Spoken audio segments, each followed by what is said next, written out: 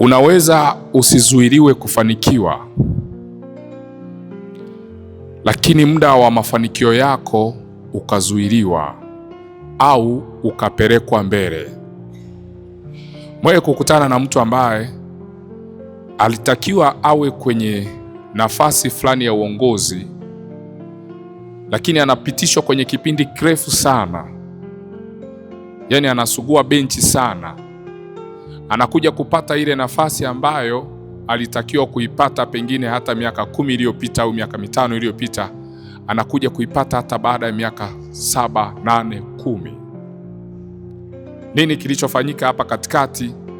Alicheleweshwa, majira yake yalibadilishwa kiroho. Unakuta mtu alitakiwa aolewe pengine akiwa na miaka 25,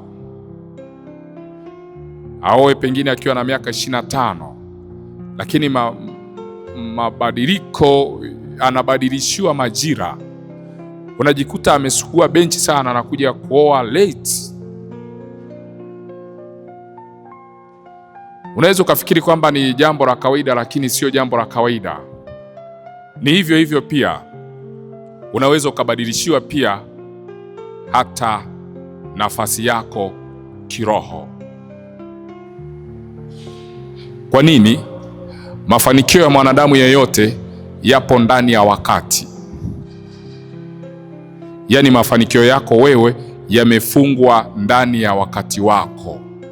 Kwa lugha nyingine ni kwamba wakati wako ukidukuriwa hautapata mafanikio.